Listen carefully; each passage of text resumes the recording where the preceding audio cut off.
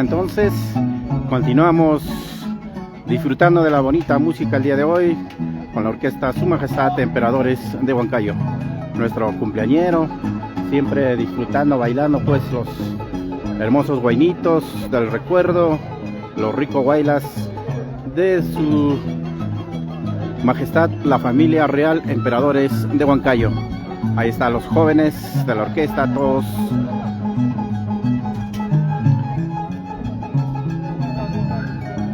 animosos, alegres el día de hoy para cumplir pues un día más de trabajo en el 50 años de don Guillermo Guerra Ramos aquí en Pilcomayo.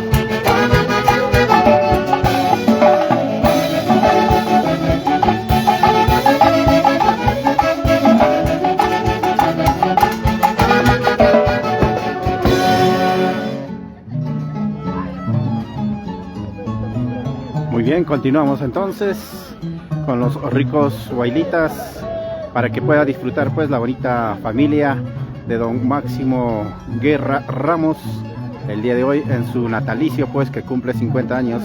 Ahí está toda su familia disfrutando al lado de él y con las músicas pues de la orquesta Su Majestad Emperadores de Huancayo. Ahí están todos los jóvenes correctamente uniformados el día de hoy. Ahí está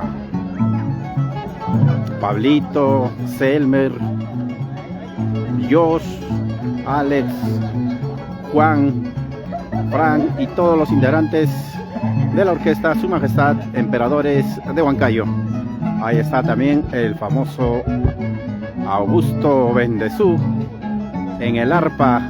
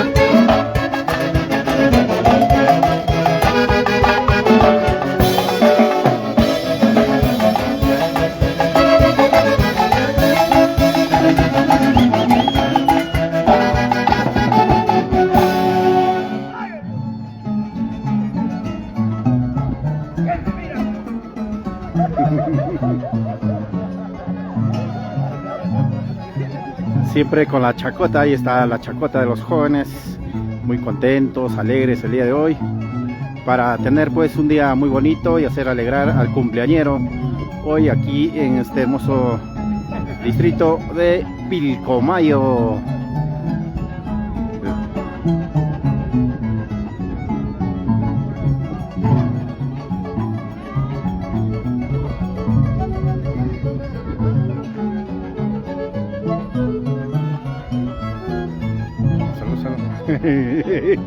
Salud, salud.